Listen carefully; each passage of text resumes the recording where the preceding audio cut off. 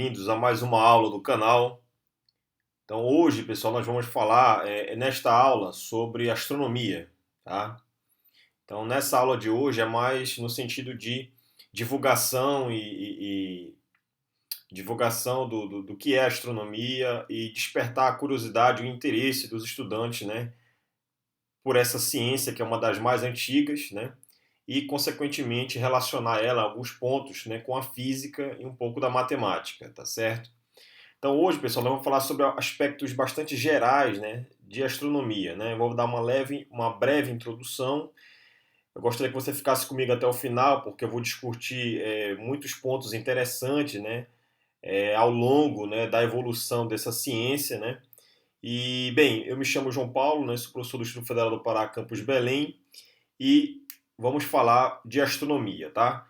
Indo adiante, então nosso sumário está dividido da seguinte forma, né? Vou falar um pouco da Olimpíada Brasileira de Astronomia, né, a OBA, né, o ranking, digamos assim, o histórico no IFPA dessa Olimpíada atualmente, né, falar um pouco da astronomia, em seguida a origem da tabela periódica, a expansão do universo, a relatividade especial e geral e as comprovações experimentais e a conclusão dessa aula. Então, falando um pouco do histórico do IFPA na OBA, então atualmente, pessoal, estamos, né, na 22ª OBA e na 13ª MobFog. A OBA e a MobFog são eventos abertos, né, a escolas públicas e privadas, urbanas e rurais, né? Então o IFPA ele está cadastrado nessa Olimpíada Nacional, né? Eu sou responsável por aplicá-la, né, no Instituto Federal do Pará. E, bem, essa Olimpíada, né, tanto alunos do primeiro grau do ensino fundamental como do ensino médio, eles podem participar da MobFog e da OBA, tá? Lá no Instituto Federal do Pará, nós aplicamos essa Olimpíada, né, para o ensino médio, tá? O ensino médio técnico. Então, aqui nessa tabela você pode reparar, né, que nós aplicamos a OBA desde 2014. O total aqui em medalhas de ouro, prata, bronze e a soma de todas as três medalhas aqui, tá?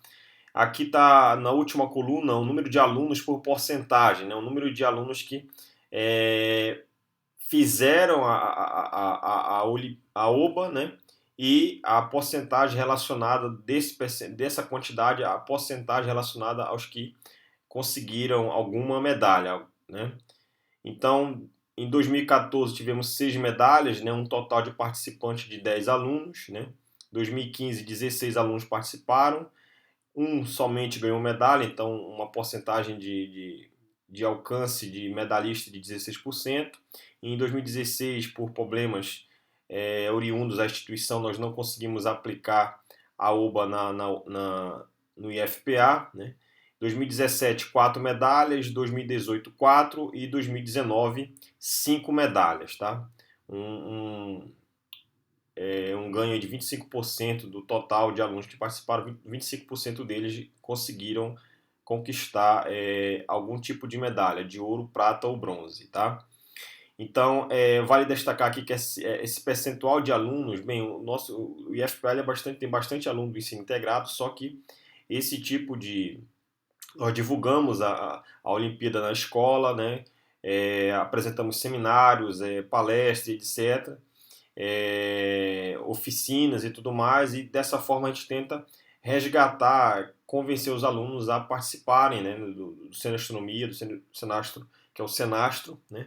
E obrigatoriamente eles devem fazer a UBA, né, essa Olimpíada ano após ano. Só que essa participação é puramente voluntária, né? Então, nós não exigimos nem obrigamos os alunos a fazerem, todos os alunos do IFPA, simplesmente nós resgatamos aqueles alunos que têm interesse, né, em fazer esse tipo de Olimpíada, em conhecer um pouco mais essa ciência que é a astronomia. Então, essa participação é voluntária e desses alunos, né, há um preparo muito pouco, porque tem as disciplinas, os estágios, as outras atividades que eles executam. Então, desse percentual que vem fazer a OBA, né, uma pequena porcentagem desse tempo disponível é utilizada para preparação, né, digamos assim, para fazer essa Olimpíada. Então, Eu acredito que o resultado esteja bastante razoável aí, dadas as condições que nós temos na nossa instituição. Então, o que que é, pessoal, a astronomia e o que que ela estuda, né? Então, pessoal, a astronomia ela é uma ciência natural que estuda fenômenos, né, objetos e fenômenos celestes, tá? Ela usa um pouco da matemática, da física, da química para explicar sua origem e evolução. E que tipo de objetos, né, causam interesse e a astronomia tenta de alguma forma elucidar para a gente mais detalhes o que está acontecendo, que fenômeno é aquele, etc. Né? Então, desses objetos nós temos planetas, temos luas, estrelas, né, nebulosas, galáxias, cometas, temos os meteoros, né, temos estrela de nêutrons e por aí vai, tá? Então, fenômenos relevantes incluem explosão de supernovas, explosão de raios gama, quasares, pulsares, radiação cósmica de fundo em microondas, etc. De um modo mais geral, a astronomia estuda tudo o que se origina fora da atmosfera da Terra. Ela estuda o universo como um todo, né? Então, nesse panorama, digamos assim, tem que ter cuidado porque a astronomia e a astrofísica elas pode ser que na sua cabeça haja uma confusão, né? Mas aqui o nosso papel não é explicar astrofísica, mas em termos de linhas gerais, na astronomia ela se preocupa em todos os fenômenos que ocorrem, né? Em todo o universo, digamos assim, ela pode de alguma forma nos dar alguma elucidação, alguma explicação sobre o tema. Então, a astronomia é uma das ciências mais antigas. Então, devido a isso, né, que por ser mais antigo, há muitas aplicações, há muita física envolvida nesse tipo de estudo dessa ciência. E isso, de alguma forma, também desperta o interesse das pessoas, né, dos estudantes, né, porque que queira ou quer não, né, uma hora ou outra você se depara com o céu, né, às vezes uma noite estrelada, e você olha e fica se perguntando, bem, o que, que é aquele ponto iluminado? Que astro é aquele? Será que ele aparece todo dia? Então, há todo um contexto, digamos assim, de indagações gerado quando você observa o céu. E isso vem... isso é uma evolução que ocorre ao longo de vários anos. Então, as pessoas, desde quando o ser humano olhou para o céu, né, mesmo sem o uso de telescópio, nada, só olho nu mesmo já causa uma certa, digamos, curiosidade, né, em tentar entender os fenômenos que regem os corpos celestes, tá? Então, para falar de astronomia, temos que falar também de sistema de coordenadas, né? E eu estou me referindo ao chamado sistema de coordenadas celeste. O que, que é ele, né? Então, na astronomia, o sistema de coordenadas utilizado para fazer esse estudo de localização dos corpos no céu é o chamado sistema de coordenadas esférico. Tá? Ele, em geral, é usual, é o que é mais usado, mas existem outros sistemas de coordenadas que não necessariamente é o esférico, pode ter outros, hiperbólico, elíptico e por aí vai. Tá? Um sistema para especificar posições de satélites, planetas, estrelas, galáxias e outros objetos, né, nós utilizamos esse tipo de sistema de coordenadas. E aí você se pergunta, bem, que sistema de coordenadas esférico é esse? Bem, nós já estamos habituados com o sistema de coordenadas esférico. Por exemplo, se você tem aqui nessa figura da esquerda a Terra, então você pode traçar aqui os eixos coordenados cartesianos x, olha, y e z, que é, por exemplo, comprimento, largura e altura. E aí esse sistema de coordenadas esférico, a primeira coordenada é chamado raio, que ele parte da origem, do centro da esfera, da Terra, por exemplo, e vai até a borda da superfície da crosta terrestre. Então essa distância de zero até o centro da Terra até a borda, a sua crosta, nós chamamos de raio da Terra. É o chamado R minúsculo que está aqui, olha. Então essa é a primeira coordenada esférica que nós temos conhecimento. Em geral, se você considerar a Terra como uma esfera perfeita, esse R, esse raio aqui, ele é uma constante. Então ele é uma constante em qualquer ponto que você traçar do centro até a borda, esse R é constante. E aí, além disso, você também pode definir o que nós chamamos de ângulo polar, esse θ aqui. Esse θ é um ângulo, ele ele está relacionado com a latitude, né? Então, por exemplo, você sabe que nós podemos nos localizar sobre a Terra, né? Primeiro, há uma distância r. Então, esse r, se você estiver na superfície do planeta, esse r é constante, em torno de 6 mil quilômetros, né? E, e aí você se pergunta, bem, agora qual é a minha latitude? Latitude, ou o pessoal chama também de paralelo. Então, se você calcular 90, que é esse ângulo aqui, ó, 90 menos esse θ, você vai ter esse ângulo é chamado de latitude, e esse θ é chamado de colatitude. Então, se você, esse ângulo aqui, quando você está numa latitude, esse ângulo, quando você está numa latitude de 0 graus, você está exatamente sobre o Equador, a linha imaginária do Equador, né? Que é a metade do globo, né? É você dividir uma laranja em duas partes, a parte de cima e a parte de baixo. Então, na metade você está sobre o Equador, né? E aí, conforme você vai aumentando esse ângulo de 0 a 90 positivo, você vai tendo latitude de 0, 2, 3, 4, 5, até 90 graus. Tá? 90 graus, de 0 a 90 norte, e você pode ter essa variação de ângulo de 0 a 90 sul. Então, a latitude ela divide o nosso globo terrestre, digamos assim, em dois hemisférios, o hemisfério norte e o hemisfério sul, né? A latitude ou paralelo. Bem, e o outro ângulo, né, que são três coordenadas. Então, a primeira coordenada é R, a outra coordenada é a distância, né, R, θ, que é a colatitude, que pode se relacionar com a latitude do local, né, 90 menos esse ângulo, e, por fim, a longitude, que é esse ângulo φ. Né? Então, a longitude é o ângulo que varia, aqui ó, o θ varia de 0 a π, né, a 180, ou se preferir, de 0 a 90 positivo e de 0 a 90 negativo. Já o ângulo φ, ele é um ângulo de longitude, perdão, e você divide a Terra, digamos, em dois hemisférios também, o lado leste, né, leste e o lado oeste. E aí, a longitude também tem um sinônimo, né? Também pode ser chamado de meridiano. Então, qual é o meridiano, digamos, mais importante que nós conhecemos sobre a Terra? É o meridiano de Greenwich, né? Que é uma localidade lá aos arredores de Londres, né? Na Inglaterra.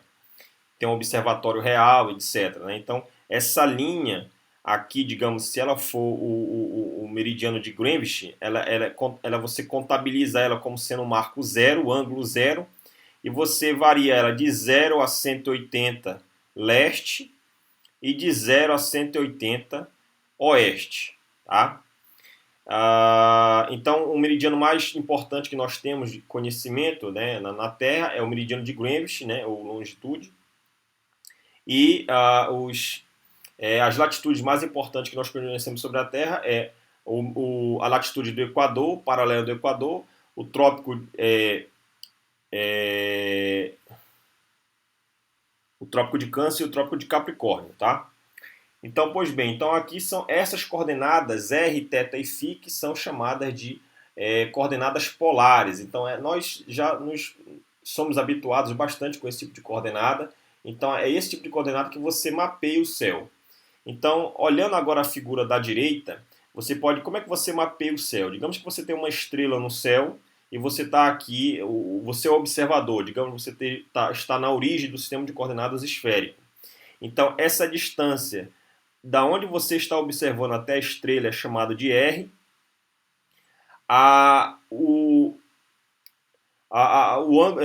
Acima da sua cabeça tem um ponto chamado, né, no sistema de coordenadas celeste, chamado de zênite. Embaixo de você tem um ponto de referência chamado nadir. Tá? Aqui, esse plano que você está vendo aqui, que você pode comparar com o plano XY, esse plano é chamado horizonte, né, de observação. Bem, e aí você tem que definir os pontos cardeais, né? Norte, sul, leste e oeste. Então, toda vez que você vai fazer uma observação do céu, você precisa primeiro saber os 4 pontos cardeais fundamentais. Então, se você olhar para onde o Sol nasce, se você ficar de frente para onde o Sol nasce, na verdade, de frente não, perdão. Se você esticar o seu braço direito na direção onde o Sol nasce, que é chamado de leste. Então, seu braço direito vai apontar para leste. Você abre o outro braço, o oposto, né, onde o Sol vai se pôr, é o oeste. À sua frente vai estar o norte e atrás da sua cabeça vai estar o sul. Então, se você, a partir do norte, se você desenhar no solo um ângulo imaginário saindo do norte até andando um ângulo aqui, um ângulo de latitude, nós podemos comparar com esse ângulo aqui, perdão, chamar de longitude, esse ângulo φ, ele é esse ângulo comparável aqui, saindo do norte até esse ponto, que está abaixo da estrela. Então esse ângulo é chamado de azimuth, é um ângulo horário que você percorre conta ele a partir do norte, né? Ele varia de 0 até 360. Então esse ângulo é chamado de azimuth, né? Então ele equivale a esse ângulo φ em coordenadas, digamos, em coordenadas esféricas. E essa altitude aqui, ela equivale ao nosso ângulo de latitude aqui, que é o 90 menos o θ. Né? Então essa altitude é essa linha imaginária que sai do plano do horizonte da superfície no solo e sobe até uma certa altura, por isso que o nome é chamado de altitude, até o ponto localizado. Então aqui você na estrela você tem 3 pontos, né, que é justamente coordenadas esféricas. Da onde você observa até a estrela é o R aqui, ó. Saindo do norte em sentido horário, você tem um azimuth, é equivalente a esse ângulo φ. E daqui do solo até o ponto de observação, o astro, né, no caso a minha estrela, é chamado de altitude, ele equivale a esse ângulo aqui, que é o 90 menos o θ. Tá? Então esses são os pontos, digamos, é um tipo de sistema de coordenadas que existe, que é esse que eu acabei de apresentar aqui, que é o raio R, o azimuth e a altitude. Tá? Bem, então eu já falei aqui de sistema de coordenadas. E aí, pois bem, então esse sistema de coordenada ele vai me localizar, né? Então ele vai me dar a localização, a posição angular do astro no céu. Mas e aí se eu quiser medir intervalo de tempo, se eu quiser medir tempo na escala do nosso universo, digamos assim, quais são as formas naturais e tecnológicas criadas pelo homem que nós podemos fazer esse tipo de medida? Então, para medir tempo e distância, né? Então já falei anteriormente um pouco de medida de distância, agora falando da medida exclusivamente de tempo. Então, claro, nós podemos usar relógios convencionais, cronômetros, celulares para medir o tempo. Mas né, quando você trata alguns certos fenômenos que acontecem fora da nossa atmosfera terrestre, você pode requerer um pouco mais de precisão nessa medida de tempo. E aí é por isso nós devemos falar dos chamados relógios atômicos. Então, o relógio atômico contínuo, né, esse aqui da foto do meio, né, um relógio atômico contínuo de fonte fria de Césio, na Suíça. Começou a operar em 2004, ele varia 1 segundo em 30 milhões de anos. Então, para você perceber aí a precisão desse equipamento. Então, ele é um relógio extremamente preciso para você medir o tempo, né? E, bem, para que você precisa de relógios tão, digamos assim, precisos para medir numa escala de variação de tempo tão longa como essa? Então, por exemplo, os nossos GPS, satélites que orbitam o nosso planeta,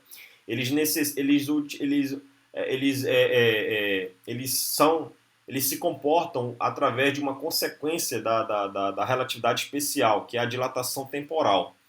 Então, na relatividade especial, existe uma consequência desse estudo, que é a contração espacial, a dilatação temporal, a dilatação da massa e etc. E aí, especificamente, a dilatação do tempo, quando você tem esse astro, né, na verdade, esse astro não, esse satélite ou GPS orbitando o nosso planeta, ele viaja a velocidades razoáveis comparado à velocidade da Terra, e aí você precisa sincronizar o tempo que é medido nesse relógio com o nosso, que está aqui, que nós estamos na superfície da Terra. Então, devido a essa diferença de velocidade entre a nossa velocidade e a velocidade do satélite desse objeto, nós precisamos fazer correções de tempo de acordo com a relatividade especial, de acordo com a dilatação temporal de Einstein. Então é necessário termos, né, réguas e relógios, digamos assim, extremamente precisos para fazer esse tipo de controle na hora de medir o tempo, né? E a gente sabe que, por exemplo, aviões e aeronaves utilizam sistemas de GPS preciso para você saber localização, etc. Então precisa digamos assim, de um aparato tecnológico que funcione muito bem para fazer esse tipo de medida. Aqui na figura da direita, né, nós temos um relógio atômico em escala de chip, usado em GPS pela NASA, né, à direita. Então, você tem desde relógios macroscópicos, digamos assim, que o ser humano é visível a olho nu, ele está ali atuando e tal, e desde sistemas de é, eletrônico bastante pequeno, né, que você pode colocar na palma da sua mão, né, um relógio aqui da NASA, né, colocada num dos seus GPS. Bem, então essa é uma medida de tempo, né, criada pelo homem, digamos assim, para medir o tempo. Mas existe também uma medida de tempo, digamos assim, natural, né? Então, por exemplo, nós temos o Sol aqui, a Terra. Se você tem como referência o Sol, né? Você olha observando o Sol, tem o chamado dia solar, né? Então, o dia solar tem uma duração, etc. E quando devido à Terra estar em movimento, né, de rotação e translação ao mesmo tempo em torno do Sol, você também pode medir esse tempo natural em relação a uma outra estrela, que o pessoal chama de estrela fixa. Não necessariamente o Sol, tá? É uma outra estrela. Então, quando você faz a comparação desse dia sideral, que é o medido em relação à estrela fixa, e o dia solar, há uma discrepância. Então, tem que ter muito cuidado quando você vai fazer medida de tempo. Se você vai fazer uma medida de tempo natural solar ou sideral, há diferença, há discrepâncias entre eles, tá certo? Então, esse tipo de. Quando você leva em conta a rotação da Terra, também tem uma outra medida de tempo, né? Nós sabemos aqui, por exemplo, se você pegar o marco zero aqui, que é a longitude de Greenwich, né? Então, você divide em linhas imaginárias o nosso globo, à direita, hemisfério lado leste, aqui o lado oeste, né? Variando de 0 a 180 e de 0 a 180, né? Se você anda, cada linha que você andar aqui para a direita, você vai adiantando o relógio em 1 hora. Percebe aqui, ó? Tá? E se você anda à esquerda do meridiano do meridiano de Greenwich, você vai atrasando o relógio em 1 hora, tá? Tem como determinar essas linhas imaginárias, a distância entre elas para você adiantar ou atrasar 1 hora, né? Tem como fazer isso. Bem, uma outra medida de tempo natural é a chamada estrela de nêutrons, né? Bem, o que é uma estrela de nêutrons, pessoal? Uma estrela de nêutrons, na verdade, ela é um núcleo colapsado de uma antiga estrela, da ordem, digamos assim, de 10 a 30 massas solares, né? Antes do colapso, era uma estrela que tinha uma massa desse valor, e quando ela colapsa, né, ela se torna, por exemplo, uma estrela de nêutrons. E, bem, esse tipo de estrela é uma estrela, além de ser pequena, né, ela é bastante densa. E ela, na verdade, é um dos astros que nós temos conhecimento que são menores e mais densos do nosso sistema solar, digamos assim, né? Do nosso universo, na verdade, né? O raio gira em torno aí de 10 quilômetros, né? Da ordem de 10 quilômetros. Então, é uma coisa extremamente pequena e muito densa, né? E aí, nessas condições, ela pode se transformar ou não numa estrela de nêutrons. E, bem, você essa estrela de nêutrons, ela resulta, como é que ela se gera, né? Como é que ela é gerada, na verdade, né? Então, se você tem aqui, a gente sabe que quando você tem uma estrela, ela explode, né? Ela gera reações nucleares ali de fusão nuclear no seu núcleo, e essa fusão libera gases, digamos, expulsa gases, né? Então, essa explosão, ela libera esses gases é, essa força ela atua numa determinada área em torno da estrela, E aí, então, se você tem força numa determinada área, você gera uma pressão, digamos, uma pressão de dentro para fora, na superfície da estrela. Mas, ao mesmo tempo, devido à estrela ter massa, ela tem campo gravitacional. Então, o campo gravitacional, força gravitacional, puxa essa matéria da borda, digamos assim, dessa estrela, puxa para o seu centro. E a pressão gerada, a força gerada devido à explosão, devido às reações de fusão nuclear no seu núcleo, tentam liberar esses gases, né, essa matéria para fora. Então há uma disputa, né, como se fosse um cabo de guerra. A força gravitacional puxando para o centro e a força de fusão gerada devido à explosão desses gases, desses elementos químicos, empurrando essa superfície da estrela para fora. Então, quando você vai queimando certo tipo de combustível, essa pressão gerada devido à explosão, à fusão nuclear, ela vai diminuindo e a força gravitacional, digamos, ela se sobrepõe em relação a esta, né? Se torna maior e vai fazendo com que a estrela vá diminuindo de tamanho e diminuindo e podendo ou não se tornar uma estrela de nêutrons, tá? Então, devido a essa competição entre essas duas forças, né, oriunda da fusão e oriunda do campo gravitacional, que você pode ou não gerar uma estrela de nêutrons, tá? Então, aqui você tem uma imagem aqui do observatório de raio-x Chandra, né, do pulso Vela, da constelação de Vela.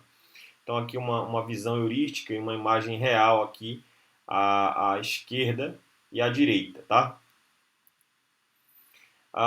Então, essas são as medidas de tempo que eu falei para vocês, natural e tecnológica, digamos, né, criada pelo homem. E agora, outra medida de distância. Como é que você pode medir distância na escala do universo? É através do efeito chamado efeito Doppler.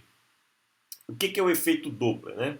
Então, o efeito Doppler, pessoal, é quando há digamos, há uma velocidade relativa entre observador e fonte. Quando há uma velocidade relativa entre observador e fonte, a fonte é aquela que libera e gera onda, e o observador é aquele que está vendo, medindo, observando a onda.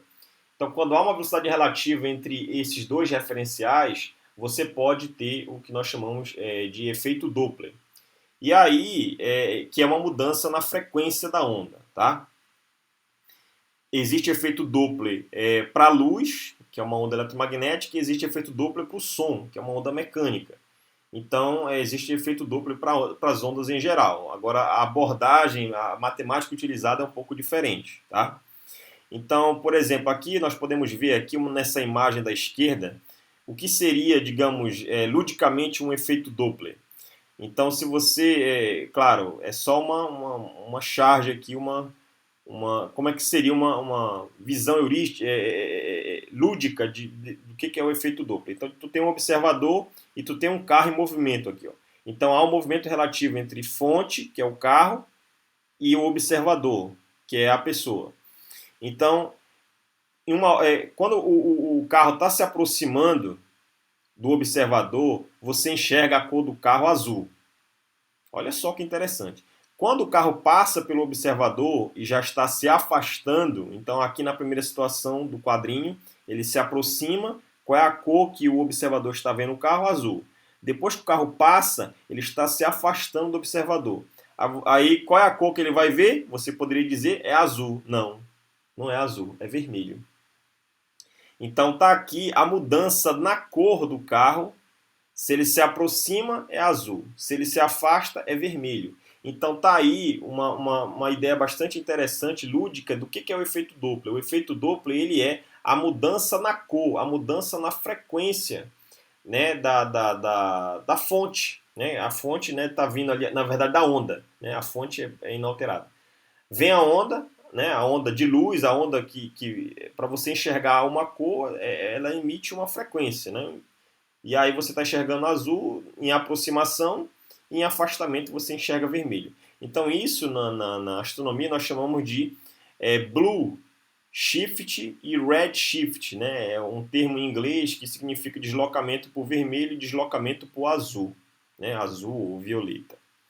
Então esse é o efeito Doppler. Então em linhas gerais, se você está observando um astro, digamos uma estrela ali e tal, um outro corpo, não sei, você está enxergando um objeto aqui. Você está enxergando hoje ele com uma certa cor, uma certa frequência. E aí, depois de um ano, digamos, né, depois de um ano você observa ele de novo. Se ao observar ele, a cor que ele tinha antes, de você fez a observação há um ano atrás, para agora, se essa cor ela está tendendo, se aproximando do vermelho, significa dizer que aquele objeto que você está observando ele está se afastando em relação ao seu referencial, né? Então ele é o chamado desvio para o vermelho, ele está se afastando, se distanciando de você. Por outro lado, se você observar ele aqui, depois de um ano, e você perceber que a cor dele está tendendo para o azul, violeta, o que está acontecendo? Esse objeto, em relação ao seu referencial, está se aproximando, né? Então, uma hora você vê aproximação, uma hora você vê afastamento. Então, é dessa forma que você, ao observar qualquer corpo no céu, que emita luz, etc., ou que reflita, né? Se ele está se aproximando ou afastando, você tem como detectar através da mudança na cor, né, na frequência da onda, que é o chamado blue shift e red shift.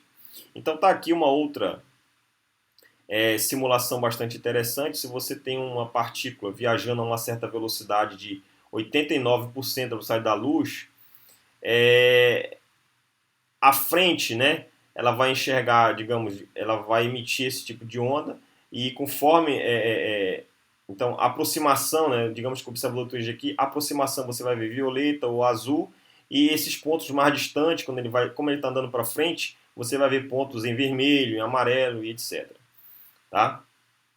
Então essa aqui é a fórmula do efeito duplo do ensino médio para a onda, para o som. Tá? Para a luz é levemente diferente, vai entrar fatores de C, raiz, por aqui. Tá?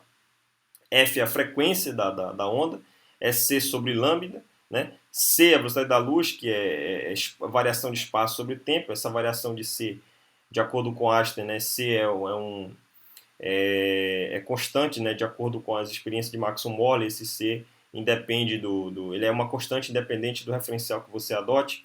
Então, a invariância da constância da luz é um dos postulados da relatividade especial. Então, aqui é ds/dt, o C, né? Aqui a frequência, a velocidade da luz sobre o comprimento de onda. E aqui a fórmula do efeito Doppler, né? A frequência do observador é a diferença da frequência da fonte se houver movimento relativo entre o som e o observador ou entre o som e a fonte. Tá? Bem, agora já falamos de medida de tempo, de distância, um pouco das coordenadas esféricas, né, que regem os corpos. Agora vamos falar um pouco da nossa galáxia, né, chamada Via Láctea. Então, na nossa Via Láctea, pessoal, há estrelas, há planetas, há satélites que orbitam esse sistema. Então, aqui uma foto de uma astrofotografia aqui, né, de a Lua aqui, Mercúrio, Vênus, Saturno e Marte, né, digamos uma espécie de alinhamento aqui desses 5 corpos aqui, tá? Numa noite estrelada você pode fazer observação, né, e constatar esse tipo de imagem, né, bastante chamativa, interessante, né, o chamado Encontro dos Planetas, a foto aí do James Solon, né. Aqui uma outra, né, do Alisson Macario também, observando aqui, isso aqui é um braço da Via Láctea, tá? Também uma foto real tirada de uma astrofotografia. Então, o nosso sistema solar, pessoal, ele tem o nosso Sol, a única estrela que nós temos, e nós temos aqui basicamente 9 planetas, né? Mercúrio, Vênus, Terra, Marte, Júpiter, Saturno, Urano, Netuno e Plutão. Bem, em termos de satélite, Mercúrio não tem nenhum satélite, nem natural nem artificial. Vênus também não tem nenhum. A Terra tem um, que é o natural, que é a Lua. Na verdade, eu estou falando só de satélites naturais, né? Perdão, porque a Terra tem milhares de satélites artificiais, né? O ser humano manda para as comunicações e orbita o nosso planeta. Marte tem 2. Júpiter tem 79, Saturno 82, Urano 27, Netuno 14, Plutão 5. O total de satélites naturais do nosso sistema solar é em torno de 210 satélites. Então é muito satélite, tá certo? mas comparável com as distâncias que nós temos, né, entre esses astros, é quase que imperceptível isso aí na escala que eles se encontram, né, na escala da Via Láctea. Bem, como é que você consegue prever possíveis trajetórias? A quanto tempo um determinado astro consegue fazer uma volta em torno do Sol? Ah, como é que você pode determinar, digamos assim, a área, a velocidade aerolar que ele pode executar durante um certo movimento? Então, que tipo de órbita ele vai executar? Se é uma elipse, é uma esfera, é um círculo, né? É uma hipérbole? Então, esse tipo de pergunta, né, pode ser respondido quando você aplica as leis digamos, a lei da gravitação universal no teu corpo, né? Em estudo, né? Essa é a primeira abordagem, digamos assim, para velocidades extremamente baixas e campos gravitacionais fracos. Você pode fazer esse tipo de abordagem usando a lei de Newton da gravitação universal e, por exemplo, extrair daí as leis de Kepler, né? Que são três leis, né? As leis das órbitas, as leis das áreas e a lei dos períodos. E, bem, essa é a primeira abordagem, né? E nosso sistema planetário nós sabemos que é o heliocêntrico, né? O Sol ocupa o centro do universo. Claro, ao longo da história você pode fazer todo um estudo onde o primeiro sistema, digamos assim, o primeiro modelo, digamos que foi criado para descrever o movimento dos astros, a Terra era o centro, então era o chamado sistema geocêntrico. Aí tem o sistema de Ptolomeu, tem outros, tem o de Copérnico, tem o de Kepler, né, o Tycho Brahe, etc. Então, até chegar no modelo heliocêntrico que nós temos hoje, né, houve toda uma evolução, então, de conhecimento, né? Então, assim, vou falar aqui especificamente das leis de Kepler, que são três, né, que é o chamado aplicado ao modelo heliocêntrico. Então, a lei das órbitas, né, nós podemos, quando você aplica a gravitação universal, né, as leis de Newton nesse tipo de problema, um problema de dois corpos, né, um corpo central, que pode ser o Sol, e a nossa Terra, por exemplo. Né, a Terra é o outro corpo. Então, a interação de dois corpos, somente. Quando você faz resolve esse problema, relaciona, por exemplo, você pode dar uma abordagem tanto vetorial quanto uma abordagem por energia. Né? Então, você pode usar as leis de Newton, né, da translação e da rotação, e a conservação da energia. As duas formas são equivalentes, você vai chegar aos mesmos resultados, e aí você pode concluir o seguinte, que a equação, vai dar uma equação diferencial, você vai resolver e tal, lá, vai encontrar uma equação da órbita, que é o R é a posição, né, é aquela coordenada polar lá, aonde você está estudando até a referência até o ponto de estudo é a chamada coordenada R, e em relação àquele φ lá, é a coordenada polar que você vai variando, né? Então você vai estudar esse sistema como se fosse um sistema no plano cartesiano, né? Duas coordenadas, uma coordenada é R e a outra é o ângulo φ. E aí quando você resolve esse tipo de equação diferencial, você encontra a posição desse astro variando com o ângulo. Esse L é o momento angular, né? M é a massa do corpo menor, né? K é essa constante que é o produto da constante gravitacional, a massa do corpo que gera o campo, digamos assim, e M é a massa térrea que sofre a ação desse campo. Epsilon é a chamada excentricidade, e o cosseno é uma função periódica que nós conhecemos lá da trigonometria, seno, cosseno. O φ é o ângulo. E aí essa excentricidade ela depende de uma raiz desse fator, esse E é a razão, digamos, é a razão entre a energia gravitacional e a energia cinética. Então olha só que interessante. Quando você tem um astro em órbita, então você sabe o seguinte, que ele pode mudar a sua velocidade tangencial. Então se ele mudar a sua velocidade, ele muda a energia cinética. E ele muda também a posição em relação, ao longo dos anos, em relação à tua referência. Então, por exemplo, nós sabemos que a Terra ela tem momentos que está mais próximo do Sol, que é o chamado periélio, e o ponto mais afastado do Sol, que é o chamado afélio. Durante as estações do ano, que ocorre durante os 365 dias que nós temos no ano, essas estações do ano você vai ter velocidades e posições da Terra em torno do Sol diferentes. Então isso faz com que a Terra tem a energia cinética e energia potencial gravitacional distintas em cada ponto ao longo do ano. Então você vai mudar essa energia, que é essa razão, energia gravitacional por energia cinética, você vai mudando essa razão, você vai mudando o E. E aí você pode ter energias, nulas, você pode ter energias, como eu posso dizer, energias positivas, energia entre zero e uma determinada quantidade e menor que zero. Então há 4 possibilidades de situações em que essa energia mude, né? Você pode ter energias positivas, energias negativas, energia entre uma determinada faixa de valor e acima de um dado valor. Então essas 4 possibilidades elas se enquadram exatamente aqui, olha. Então quando essa excentricidade aqui ela é nula, você tem o chamado a uma órbita do tipo circular. Quando a excentricidade ela é entre 0 e 1, você tem o chamada trajetória elíptica. Quando a excentricidade é igual a 1, ela é parabólica, a trajetória do objeto é uma parábola, e quando a excentricidade é maior do que 1, você tem uma trajetória do tipo, uma órbita do tipo hiperbólica. Então, o que é essa excentricidade? Ela é o achatamento da órbita, digamos assim, né? Então, quando essa excentricidade é zero, significa dizer que não há achatamento na trajetória. Então você tem um círculo. E aí quando você começa a achatar esse círculo, você pode ter uma esfera, uma elipse. É como se fosse quando você tem uma esfera e a espreme, você vai formar, por exemplo, um ovo, né?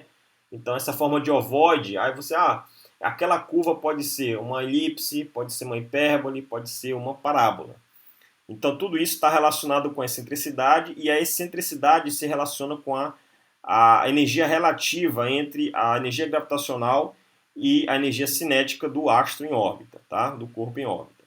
Você pode, a partir daqui, tirar a lei das áreas, né? A lei de Kepler, né? Através de um produto vetorial, você pode encontrar que a variação da área do objeto é proporcional à variação de tempo. E essa proporcionalidade é algo constante, porque L é momento angular, é uma grandeza conservada, você mostra aplicando a lei de Newton da rotação, né, que o torque resultante é nulo, a força é central.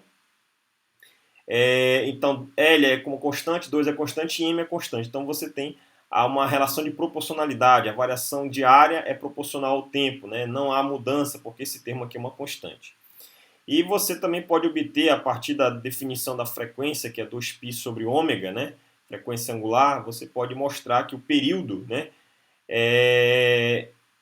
Você pode encontrar que o período ao quadrado do astro dividido pelo seu raio médio ao cubo é igual a uma constante, né? 4π quadrado, a constante gravitacional e a massa do corpo que gera o campo.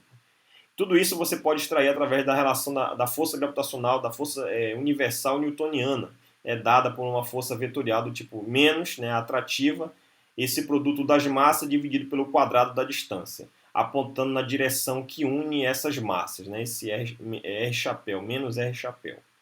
Tá? Bem, e aí quando toda essa discussão foi colocada aqui, porque existe um gráfico que é bastante interessante você observar esses 4 exemplos, né, de 4 possíveis trajetórias do corpo. Então você tem aqui, olha, em preto, você tem a trajetória circular. Essa trajetória circular é quando a excentricidade é nula.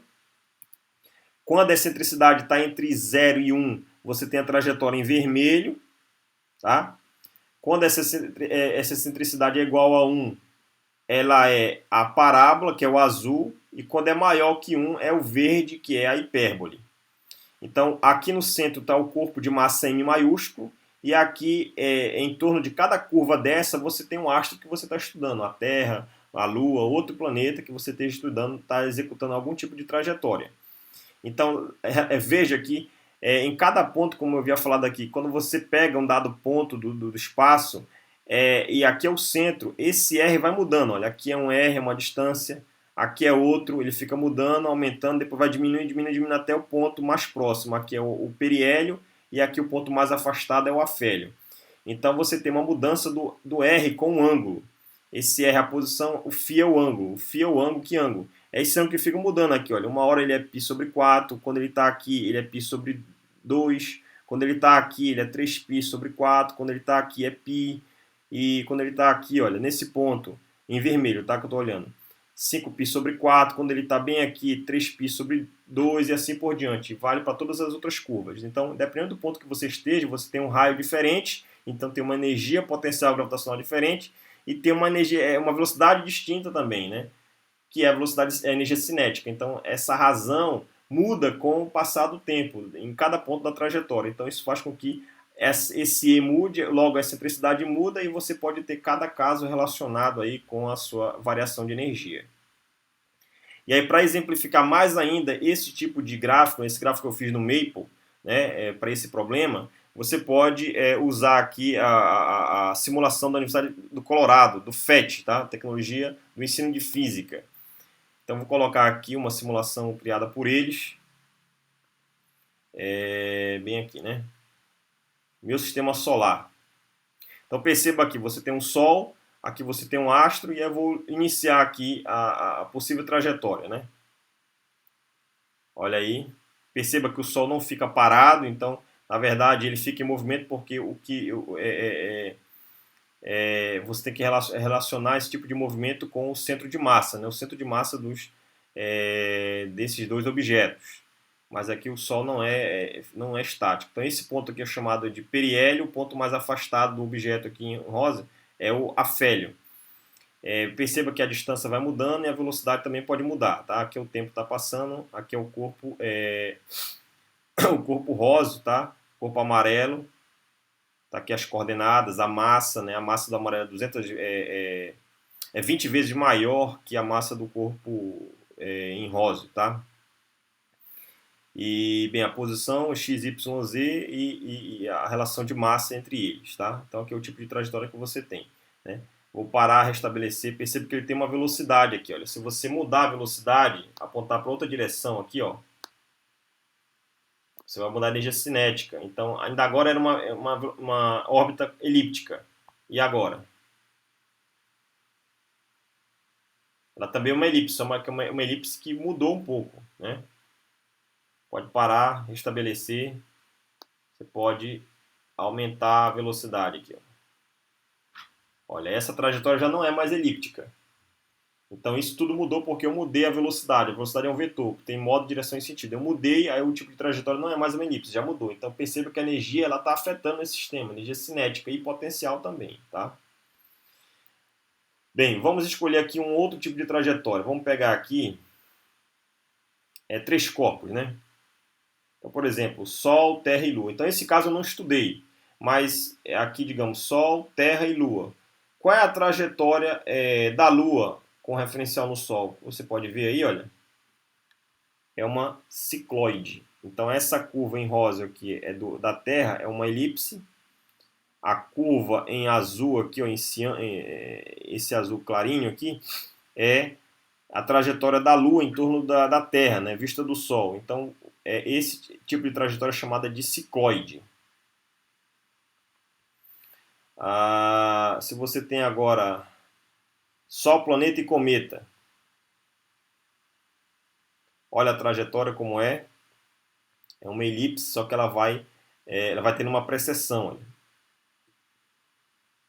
até se chocar com o Sol, né, perder velocidade e ser engolida pelo Sol devido à força gravitacional que é atrativa. Tá? Você pode ter você também pode ter os chamados asteroides Trojan, né? São asteroides que têm trajetórias em torno do Sol, por exemplo, circular. Olha aí. Ó. Você pode ter também aqui o efeito Stirling para um corpo. Observe o objeto em azul. Olha. Então, quando ele se aproxima do rosa em um dado ponto, ele ganha energia cinética e aí ele é lançado para um ponto mais distante. Então, é dessa forma que a NASA consegue mandar missões espaciais longínquas, né? Poupando combustível. Eles fazem voos rasantes próximo de outros astros, né? Por exemplo, aqui poderia ser a Terra, poderia ser a Lua. Aí, quando o corpo ocorre uma aproximação, você calcula para que não ocorra colisão, só ele ganha velocidade. Ele ganha velocidade, aí ele estava nessa órbita, ele ganha velocidade e sai dessa trajetória e vai para uma outra com alcance maior, né? Então ele consegue atingir outros pontos mais distantes, outros astros, outras localizações mais longínquas do que a que ele estava naquele momento. Então esse aí é chamado efeito Stirling de um lançamento. Efeito Stirling com 2. Observe o objeto verde aqui, é o nosso astro que você quer lançar, a nossa sonda. E aí você tem 2 astros aqui, pode ser a Terra, a Lua, pode ser Marte, não sei. Ó, o primeiro efeito Stirling aqui, ó, ganhou. Segundo aqui, ó, foi lançado para mais longe. Então ele sai da trajetória original e ganha velocidade para uma órbita maior. Bem, as funções hiperbólicas, olha como é que é as funções hiperbólicas, é um outro tipo de trajetória possível. Então tem elipse, círculo, parábola e hipérbole. Tá aí, ó. Essas aqui são as trajetórias hiperbólicas de 3 astros em torno do Sol. Você pode ter elipses, 3 corpos também, executando trajetórias elípticas em torno do Sol.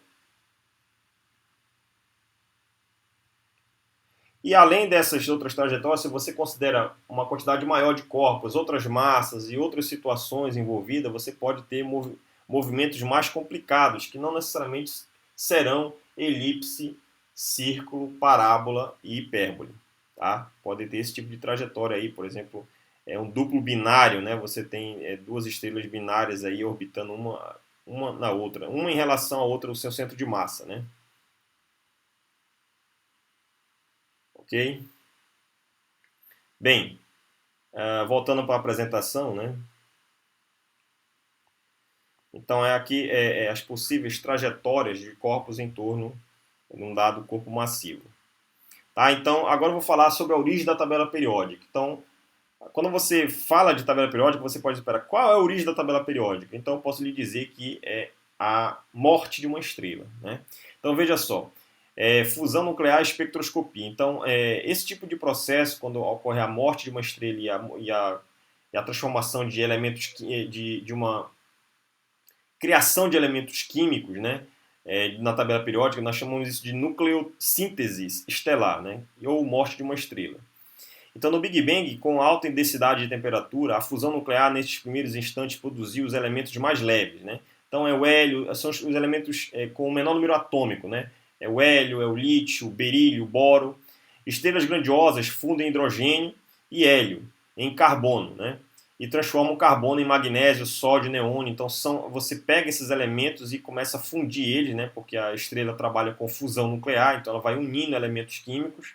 Então você vai unindo, né? Quando você vai fazendo essa união, você vai aumentando, vai criando outros elementos da tabela periódica. Então você começa com hélio, aí quando você, perdão, com hidrogênio, você funde lá na estrela, cria o hélio. E vai fundindo, gerando elementos mais pesados, carbono, e até chegar magnésio, sódio, neônio e por aí vai.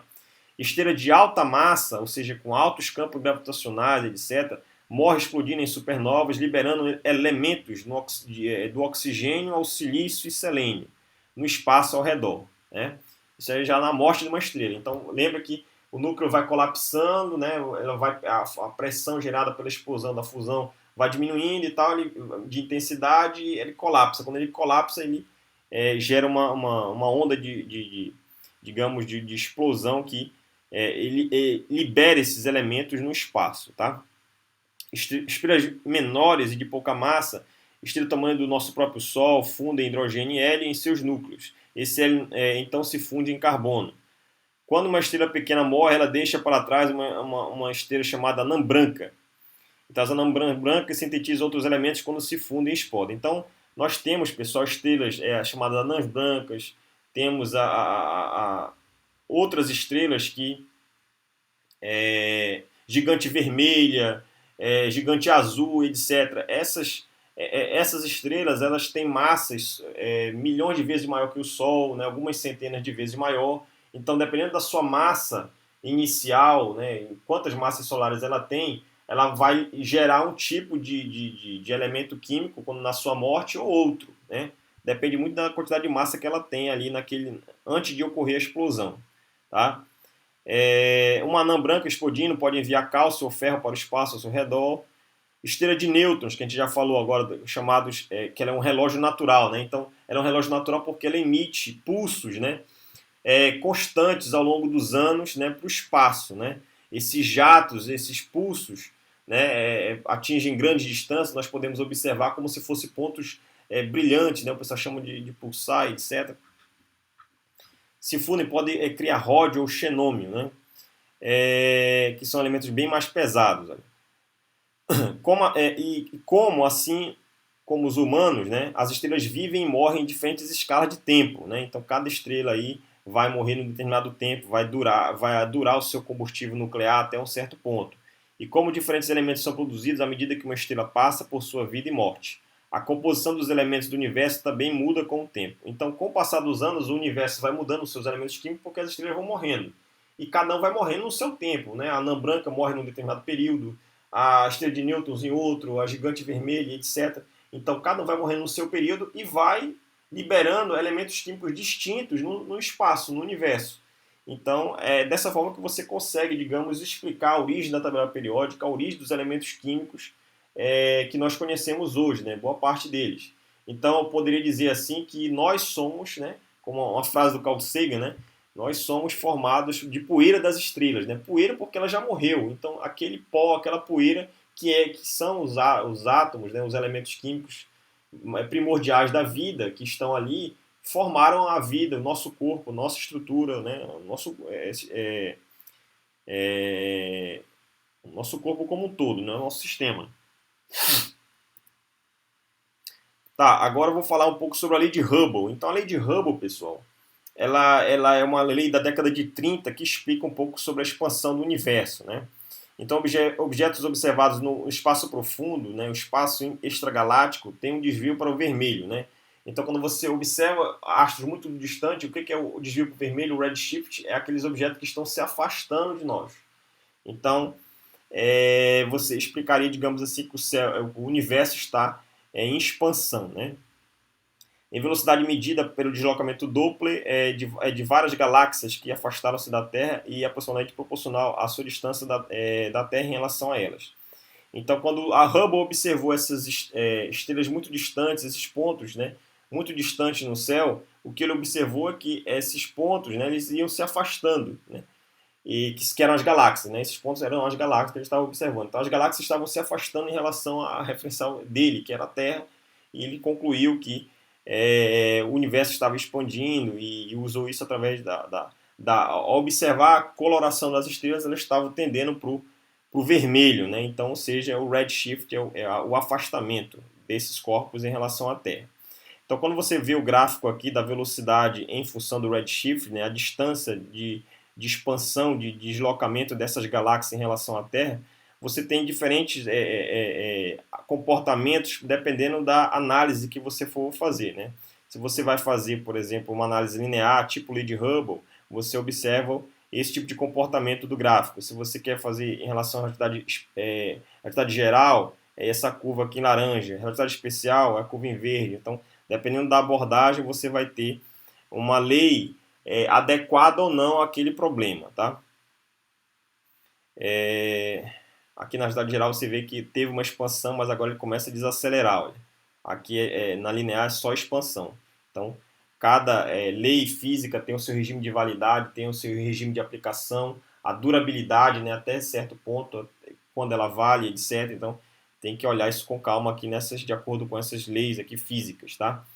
Aqui você tem a lei de Hubble mesmo, né? Você vê os pontos medidos em bolinhas, são bolinhas, as bolinhas são pontos medidos por Hubble, quando ele observou as galáxias distantes, né, se afastando. Então, quando ele traçou uma reta, digamos, uma reta que corte o maior número de pontos possível da sua observação aqui, que são as bolinhas, você vê o comportamento obedecer esse tipo de expressão, né? Vê a velocidade das galáxias em expansão, H0 é a constante de Hubble e D é o deslocamento, é a distância de afastamento entre elas, né? O redshift. Esses resultados, alguns deles, né, foram bastante discutidos e está bastante detalhado num artigo chamado Redescobrindo a Lei de Empírica de Hubble em Sala de Aula, né, do Torch e Roche, né, do Roche e Torch, de 2019, na Revista Brasileira de Ensino de Física. Aqui nós temos aqui um pouco das contribuições da relatividade especial e geral, mas basicamente da relatividade especial aqui sobre a contração espacial e dilatação temporal. Então L é o comprimento de uma determinada régua por referencial, digamos, no solo, parado em relação à luz, né, à onda eletromagnética, e L0 é a régua, digamos, é um comprimento que você carrega junto com o referencial que se move com a onda. Então, o que você observa aqui, vê a velocidade essa velocidade relativa, né, entre esses dois referenciais, ser a velocidade da luz. Então, o que você pode concluir quando a velocidade vai tendendo a se aproximar de C, o que você observa é que esse comprimento original ele é contraído, né, o chamado comprimento próprio. Aqui no tempo, T maiúsculo é o tempo, você vai ter o comportamento inverso. Então, isso aqui contrai. Aqui, quando a velocidade vai se aproximando da velocidade da luz, você vai ter um comportamento de dilatação, aumento nesse tempo próprio. Então, o tempo vai passando mais rápido por referencial do que o outro. Você vai ter a ideia do paradoxo dos gêmeos e toda uma discussão por trás dessas consequências da relatividade especial, tá? Que é a contração espacial e a dilatação temporal. Aqui tem uma imagem, né, de uma bastante lúdica que mostra um pouco da contração espacial aqui no livro chamado do físico soviético americano George Gamow, que é você tem um camarada para um dado referencial, ele está se movendo, uma bicicleta normal, quando ele vai viajando a velocidade próxima da luz, o que acontece com a bicicleta? Ela encolhe, né? Então o encolhimento da bicicleta é a contração espacial, tá? É um livro de divulgação científica da década de 40, né? Que explica muito bem aí o que seria, digamos, a contração espacial de uma forma bastante lúdica. Bem, e uma das comprovações experimentais da relatividade especial é o chamado experimento com muons, né? Então, os muons são partículas, pessoal, né? Que são partículas instáveis, né? Que são geradas a partir da colisão de raios cósmicos com elementos na nossa atmosfera. Então, esses muons eles foram estudados por físico italiano chamado Bruno Rossi, né, e o seu colega David Hall, né? E bem, esses dois camaradas, eles eram da Universidade de Chicago, eles decidiram estudar raios cósmicos, né, que são partículas que são provenientes do universo afora e vêm colidir em direção à nossa atmosfera. Então, quando eles estudaram esses raios cósmicos interagindo com a nossa atmosfera e determinaram essa taxa de decaimento. Quanto tempo, né, eles levam para uma dada partícula de um raio cósmico, por exemplo, um próton, ele se transformar em outra coisa, né? Ele se mudar, o próton mudar para pion, por exemplo, uma outra partícula. Então, essa mudança chamada esse tempo de mudança chamado tempo de decaimento. Eles queriam medir essa taxa de decaimento dessas partículas, né, dos raios cósmicos interagindo com a atmosfera. E aí eles comprovaram o seguinte, que o número de partículas detectado no topo de uma montanha lá no Colorado, eles compararam, né, o número médio de partículas numa dada altura aqui numa montanha do Colorado e depois compararam esse resultado de número de partículas medido, né, a 1.600 metros abaixo, né? E aí, quando eles fizeram essa comparação a 1.600 metros abaixo, eles viram que tinham discrepância, né? Discrepância entre essas duas medidas. E, bem, e aí o experimento, ele foi realizado a 10 km de altitude, né? Aqui numa certa montanha, lá no Colorado, realizada por esses dois camaradas aqui, olha, em 1941, comprovaram a teoria da relatividade especial, chamada tanto a dilatação temporal quanto a contração espacial. Então, o que eles observaram? Eles observaram, por exemplo, que vinham os raios cósmicos, que são basicamente, por exemplo, prótons, e os prótons eles interagem com elementos na nossa atmosfera, nas camadas mais altas, e esse tipo de equação de transmutação, né, que é parecida com essa que está aqui embaixo, vai gerar os pions, e os pions, né, também são partículas instáveis, e logo decaem em partículas em muon, né, o muon mais e o muon menos. Tá aqui a representação do muon aqui, muon mais e muon menos. E esses muons eles têm um tempo de decaimento, um tempo de vida médio de 2 microsegundos, né? E aí, quando eles compararam os resultados experimentais e fizeram a análise, é, é, teórica e experimental, fizeram a contrastação dos resultados, né? Eles viram que a única explicação para você ter razoável de por que você tinha uma quantidade grande de muons na superfície aqui da Terra é devido o espaço ter diminuído entre essas duas medidas, ou seja, a contração espacial estaria ocorrendo e a dilatação temporal, né, também poderia explicar esse efeito, né? Aqui você tem uma imagem ilustrativa aqui do lado, né? Você tem aqui a partícula primária, por exemplo, ela vem interage com o nitrogênio lá nas camadas mais altas e vai decaindo em pion, né? Em neutrino, em muon, olha, antineutrino do muon, o muon negativo, o π0, o π+, olha, então as partículas, os pions, né? Os prótons interagem com o nitrogênio, aí depois com esse camada com o oxigênio, a segunda interação, a primeira, e vai gerando as partículas. Então aqui você tem que o tempo de vida médio do muon é 2 milionésimos de segundo, voando em torno de 600 metros. Então como é que você explica a discrepância se você consegue medir a 1.600 metros abaixo, se ele a 600 já ele só sobrevive nesse tempo. Então nesse tempo ele só percorre 600, mas eles mediram uma grande quantidade a 1.600 abaixo. Então tem 1.000 metros ainda, né, além dessa medida. E por que tem uma quantidade razoável de muons? Então, a explicação coerente, convincente que eles puderam dar é um ponto favorável para a comprovação experimental. Esse experimento é a comprovação experimental da relatividade especial, relacionada com a contração espacial e a dilatação temporal. Então, aqui tem uma equação de transmutação, né? O muon é uma partícula instável, ele pega o muon positivo, ele decai num pósitron, num neutrino do elétron e num antineutrino do muon. Já o muon negativo, ele decai no elétron, mais um antineutrino do elétron e um neutrino do muon. Tá, agora falando agora das lentes gravitacionais, agora a comprovação experimental da relatividade geral, né? Então, pontos favoráveis aí foram o primeiro chamado a lente gravitacional, né? Então, falando basicamente do eclipse solar de 29 de maio de 1919, né? 100 anos aí completou ano passado. Lá em Sobral, né, no Ceará.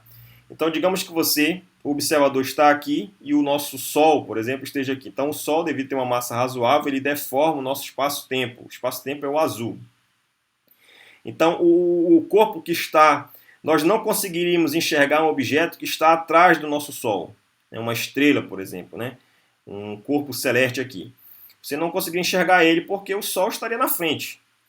Isso de maneira clássica, mas olhando de uma maneira relativística, né, de acordo com a relatividade geral, né, o que acontece? Esse raio de luz ele se propaga em linha reta e quando ele passa próximo de uma região deformada, né, a massa do Sol deformou o espaço-tempo, esse raio de luz sofre um desvio.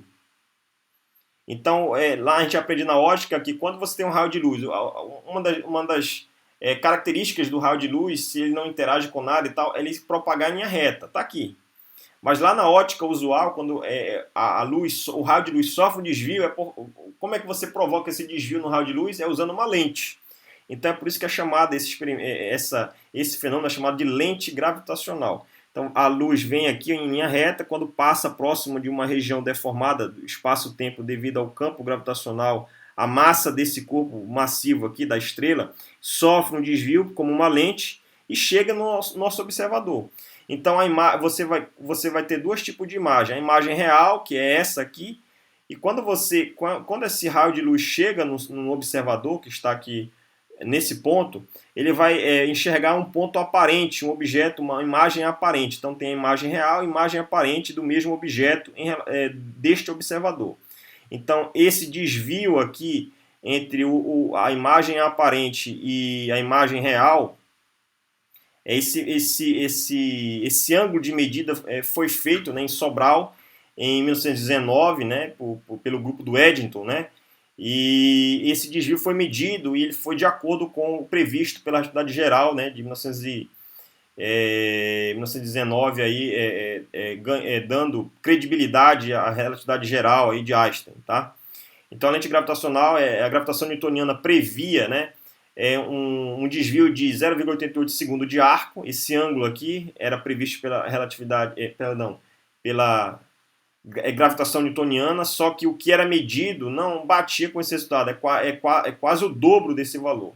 Então o valor correto da relatividade geral é 1,75 segundo de arco. Esse valor foi, comparado com o experimental, foi o mais aceito. Né? E por que o eclipse? Porque o eclipse solar, porque se você está aqui e o Sol está aqui, para você poder enxergar essas estrelas, né, o Sol ofusca o brilho delas durante o dia. Então a Lua, perdão, tem que estar entre o Sol e a Terra. Então a Lua, quando ficar na frente do Sol, você vai ter chamado eclipse solar, né?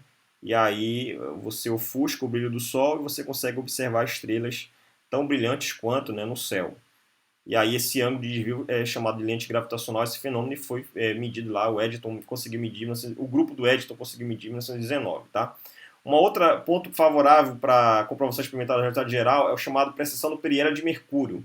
Então, periélio é o ponto mais próximo do Sol, e o ponto mais distante da trajetória, essa aqui é uma trajetória do tipo elíptica, é o afélio.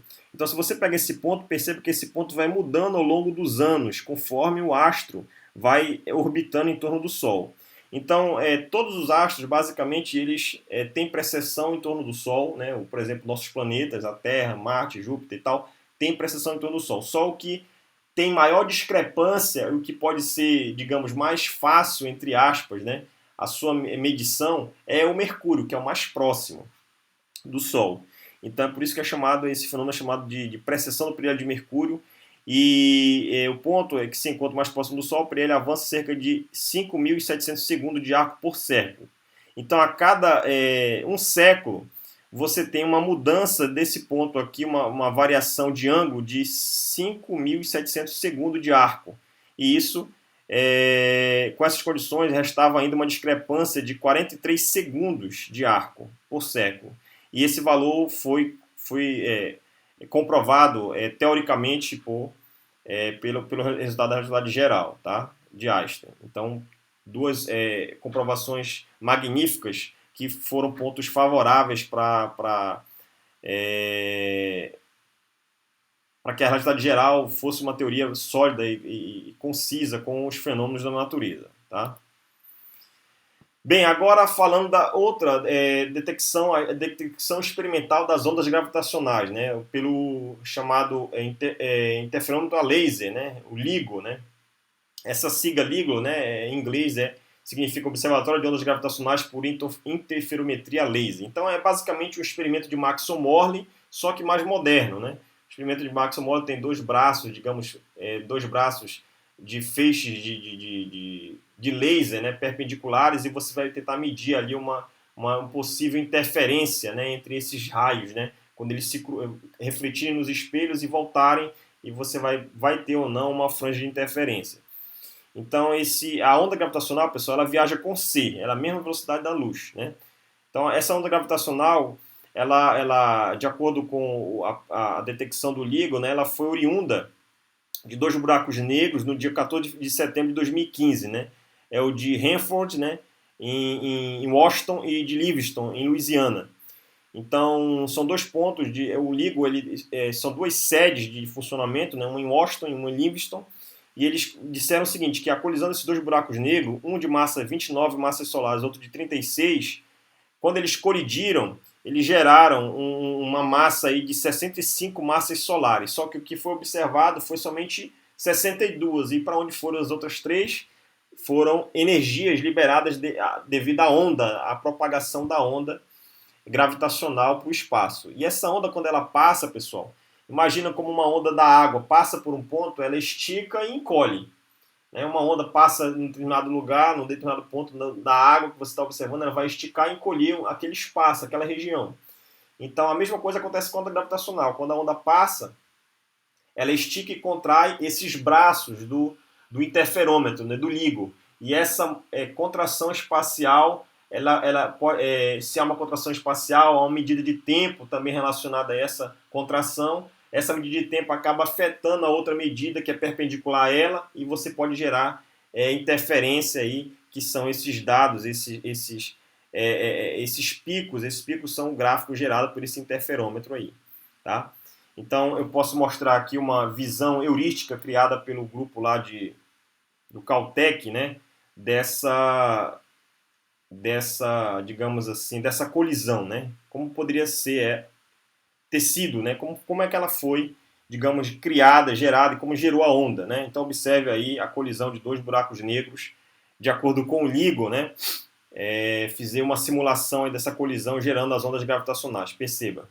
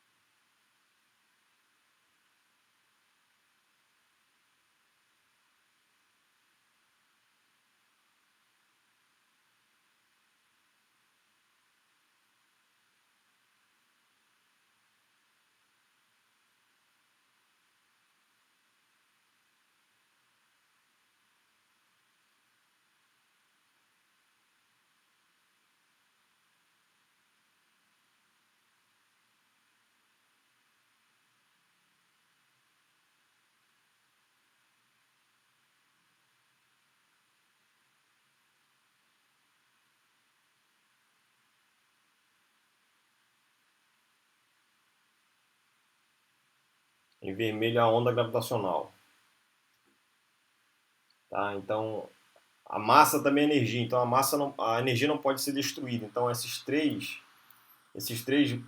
valores de massa que não estavam na massa original final do buraco negro, eles foram convertidos em onda. Muitas pessoas se perguntam o que é o livro de Mormon. Talvez elas já tenham ouvido falar do musical e o acharam de...